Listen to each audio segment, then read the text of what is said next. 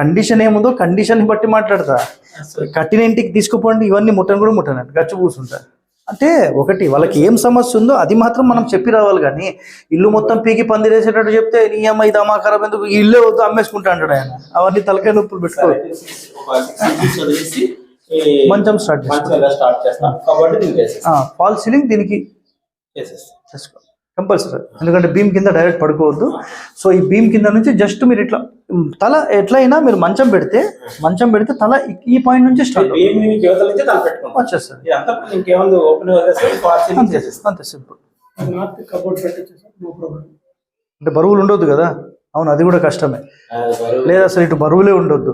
ఈ గోడ మొత్తం పగలు కొట్టేసేయండి, ఈ గోడ మొత్తం తీసేయండి. ఇక్కడ పడదా అక్కడ పడదా, ఎందుకంటే ఉత్తరంలో తూర్పులో బరువులు పెట్టొద్దు ఎప్పుడు. తూర్పు ఉత్తరాలు బరువులు పెట్టొద్దు. ఇది కట్టన్ వేసేసుకోండి మొత్తం. బెడ్రూమ్కి ఇది మొత్తం కట్టన్. అసలు ఇక్కడ బాత్రూమ్సే ఉండొద్దు. ఇది ఉత్తరంలో బాత్రూమ్ పెడతామా అసలు పెట్టాం కదా, ఇది కూడా మొత్తం తీసేసేయండి. తీసేసేయాలి అంతే, పెట్టొద్దు. రాదు. ఆ ముందు గోడలు ఉన్నాయి, ఈశాన్యంలో పిల్లర్ కూడా కనిపించింది, అది కూడా తీసేసేయాలి. సుత్తాన్ని పట్టుకురమ్మని చెప్పండి. మీరు టెన్షన్ తీసుకున్నారు ఇంత.